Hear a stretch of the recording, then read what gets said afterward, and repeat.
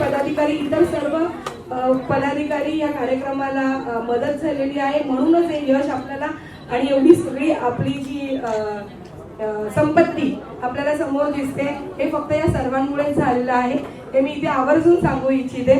माझे सहकारी आनंद फाटक हे सुद्धा माझ्यासोबत या कार्यक्रमामध्ये आहे, प्रकाश आहे किंवा इतर सर्वजणच आहे आणि आमच्या रजनीताई आहेत, रुपालीताई विभाग संघटक विधानसभा समन्वयक नितीन विचोलकरजी, महिला संघटक रुपाली शिंदेताई, विधानसभा संघटक सुभाष सावंतजी, उपविभाग संघटक शुभदा पाटकर ताई आणि अर्थातच आयोजक आपल्या रॉकस्टार गीताताई आणि आनंदजी.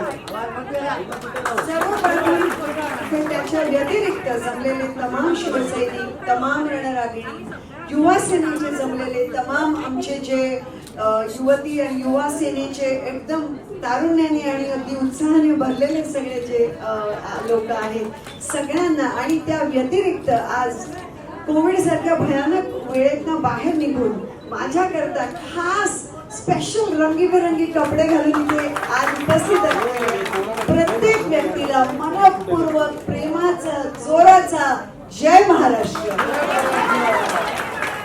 खरोखरच दुनिया सगळी फिरून आल्यावरती, आपल्या लोकांमध्ये आल्यावरती जो काही आनंद आणि उत्साह मनामध्ये येतो तो अपुरा आहे सांगायला शब्दामध्ये. गीताताई आणि आनंदजी आणि तुम्हा सगळ्यांचेच खरं तर खूप खूप आभार की हा आजचा दिवस माझ्याकरता तुम्ही स्पेशल केला. कारण माझ्याकरता सगळ्यात महत्वाची गोष्ट म्हणजे आता आपण जी करणार आहोत ती असणार आहे ती म्हणजे आपल्याला सर्वांना देवाने एवढं जे जे काही दिले ते थोडंफार त्यात इतरांशी आपण शेअर जर करू शकलो तर ती भावना, आणि त्याच्याकरता आज तुम्ही हा सुंदर सोहळा माझ्याकरता केला त्याच्याकरता परत एकदा खूप खूप धन्यवाद.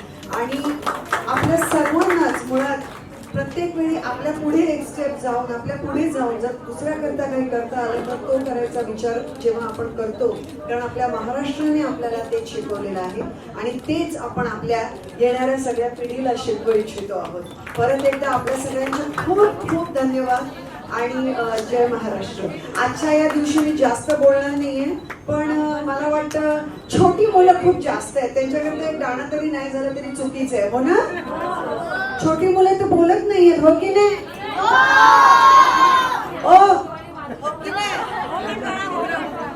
चला मग काय म्हणूया तुमचं फेवरेट गाणं, लगडी की काठी. पण तुम्हाला म्हणायला लागेल मग, म्हणणार ना? आपल्या सगळ्यांचा यशाचा घोडा असाच पुढे पुढे दौडत राहो एवढीच मी परमेश्वराकडे मनपूर्वक प्रार्थना करते. परत एकदा खूप खूप धन्यवाद. थँक्यू. जय महाराष्ट्र. लहान मुलांना पुढे पाठवा, तिकडे पुढे पाठवा.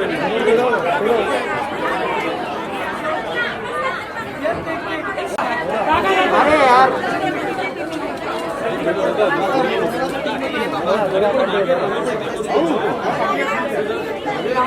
थोडं मुलांना पुढे घ्या. मुलांना आपण केक कट करणार आहोत. मुलांना पुढे घ्या. मुलांना पुढे घ्या थोडं. मुलांना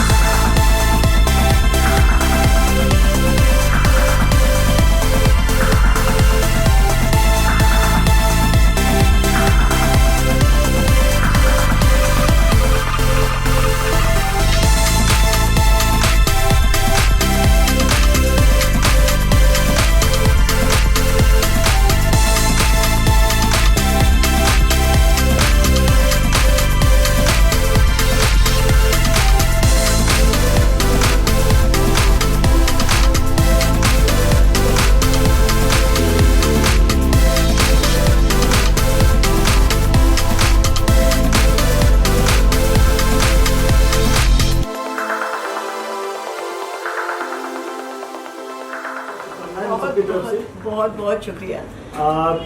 देख रहे हैं कि आपकी पार्टी में ज्वाइन करने से एक नया उत्साह युवाओं में ज्यादा देखने को मिल रहा है, तो पार्टी कहीं ना कहीं सड़क से लेके हर जगह एक्टिव नजर आ रही है और महिलाएं जुड़ती जा रही हैं, क्या कहेंगी? बहुत सही बात है। मुझे लगता है शिवसेना की सबसे बड़ी ताकत हमेशा से ही उसके शिव सैनिक, उसके रणरागिनियाँ, जो लोग उनके लिए काम करते हैं, जुड़े हुए हैं बरसों से, मतलब जैसे पीढ़ियों से शिवसेना से जुड़े हुए हैं, हमेशा से वही रही है। तो मुझे बहुत खुशी है।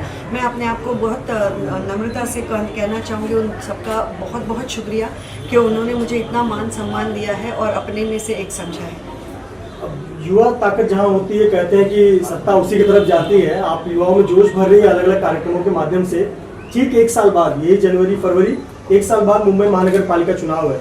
इस पूरे एक साल में हम आपकी भूमिका किस तरह से देख रहे हैं? मुंबई महानगर पालिका के लिए मेरी अलग से भूमिका दरअसल करने की ज़रूरत नहीं पड़ेगी, क्योंकि मुंबई महानगर पालिका हमेशा से ही शिवसेना की रही है और हमेशा से के लिए ही शिवसेना की रहेगी। इसका सिंपल वजह यह है क्योंकि जहाँ पे भी ज़रूरत पड़ती है, जहाँ पे भी कोई अन्याय दिखता है, वहाँ सबसे पहले शिवसैनिक पहुँचते हैं, रणरागिनियाँ पहुँचती है, लोगों के लिए अन्याय के खिलाफ खड़े रहते हैं और यही हमेशा उनकी सोच रही है और इसकी वजह से लोगों ने उन्हें हमेशा अपने दिल पे और महानगर पालिका में जगह दी है। मेरी एक खुशकिस्मती होगी अगर इसमें मैं अपना कुछ योगदान दे पाई, इस वजह से क्योंकि मुझे हमेशा मराठी लोगों ने अपने दिल में एक छोटी सी ही सही प्यार की जगह दी है, इज्जत दी है और वो मैं चाहती हूँ उनके साथ साथ उनके बीच रह के और बढ़ाऊँ अपने पक्ष के लिए और अपने महाराष्ट्र के लिए। एक मुद्दा पिछले 2-2.5 महीने से बहुत तेजी से चल रहा है, किसान आंदोलन का। कल परसों आपने देखा होगा कि इंटरनेशनल सेलिब्रिटीज से लेकर जो भारत के नामी लोग हैं, उन्होंने इस पर अपनी प्रतिक्रिया दी। रिहाना हो गई, मियाँ खलीफा, ग्रेटा, अलग अलग लोगों ने अपनी राय रखी। इंटरनेशनल सेलिब्रिटीज़ ने, भारत के सेलिब्रिटीज़ ने भी उस पर कहा कि इंडिया अगेंस्ट प्रोपेगेंडा कुछ लोगों ने ट्वीट किया।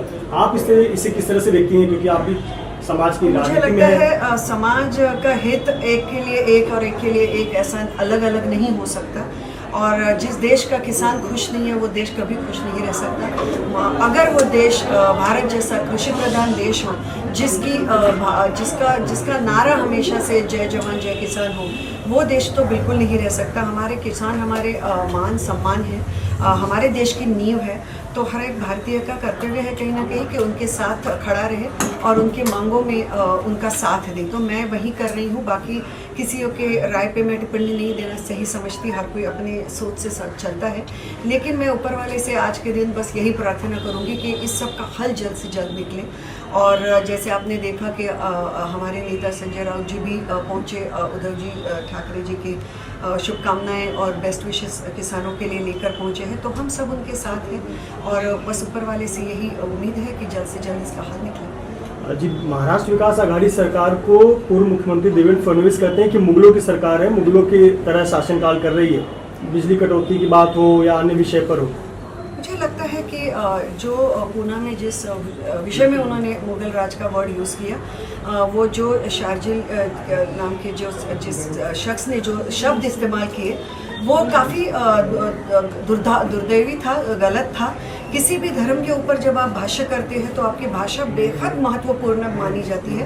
भाषा वैसे भी बहुत महत्वपूर्ण मानी जाती है। इसलिए मैं ये भी कहना चाहूँगी कि विरोधी नेता जब मुगल राज जैसे दुर्दैवी और दुर्भाग्यवश भाषा हमारे महाराष्ट्र शासन के लिए यूज़ करते हैं, तब उन्होंने अपने ये भी सोचना चाहिए कि कई और मुद्दों पर उनकी क्या राय है। मसलन के तौर पर जो केंद्र में आज हो रहा है, 60 दिनों से ज़्यादा जिस तरह किसान ठंड में मरकर अपनी राय रख रहे हैं, उनके लिए बैरिकेड लगाए जा रहे हैं, कीलें लगाई जा रही हैं, उसके बारे में फिर उनके बारे में क्या राय है। या तो फिर एक इंसान जो सारे देश की सिक्योरिटी को दांव पे लगाकर ये दिखाता है कि उसके पास तो सारी देश की सिक्योरिटी के खुफिया राज पहले से थे, कहाँ से क्या ये सब बोलता है, उसके ऊपर क्या राय है। मुझे लगता है अगर इस तरह की भाषा सिर्फ अपने शासन के लिए, महाराष्ट्र शासन के लिए रखे और केंद्र शासन के लिए, तब तो फिर उनके पास कोई शब्द ही नहीं रहेंगे। तो उन्होंने सोच कर, अपने भाषा बहुत महत्वपूर्ण रहती है, उन्होंने सोच के अपनी भाषा हमेशा यूज़ करनी चाहिए। इस तरह के गलत वर्ड का इस्तेमाल शोभा नहीं देता।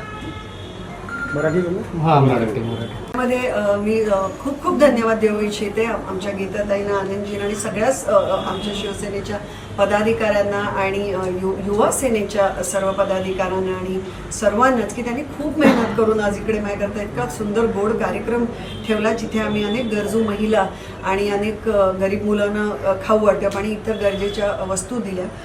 कारण खूप मजा आली या सगळ्यांमध्ये आज यायला, कारण कोविडचा काळ आपल्याकरता महाराष्ट्राकरता फार कठीण वेळ गेला आणि त्यानंतर त्यांच्या चेहऱ्यावरती आम्ही सगळे हसू आणू शकलो, ह्याच्यापेक्षा जास्त सुंदर काहीच असू शकत नाही. मी परमेश्वराकडे प्रार्थना करते की येणारं वर्ष महाराष्ट्राकरता आरोग्याचं आणि सुख समृद्धीचं जावं, एवढंच. पण आपण शिवसेनेत आल्यानंतर एक युवा जोश आणि महिला जोश खूप आपल्याला पाहायला मिळतो, एक युवा शक्ती जागृत झाली आहे. मला अतिशय आनंद आहे की शिवसेनेच्या जी सगळ्यात मोठी शक्ती आहे ती म्हणजे शिवसेनेचे शिवसैनिक आणि रणरागिणी ह्या आहेत आणि त्यांचा जो फोर्स आहे या पक्षाच्या मागे नेहमीच त्यांचे, म्हणजे मी काय माननीय हिंदू हृदय सम्राट माननीय बाळासाहेब ठाकरे सुद्धा नेहमी म्हणायचे की तुम्ही आहात म्हणून मी आहे. त्यामुळे आज ज्या शिवसेनेमध्ये लोकांनी पिढ्यानुपुढे आपले आयुष्य दिली आणि आपल्या लोकांच्या मदतीकरता नेहमी ते पुढे धावले, असे लोक माझ्या पाठीशी याचा मला खूप अभिमान आहे. आणि माझा नेहमी हा प्रयत्न राहील की त्यांना बरोबर घेऊन महाराष्ट्राकरता आम्ही सगळेच एका विकासाच्या आणि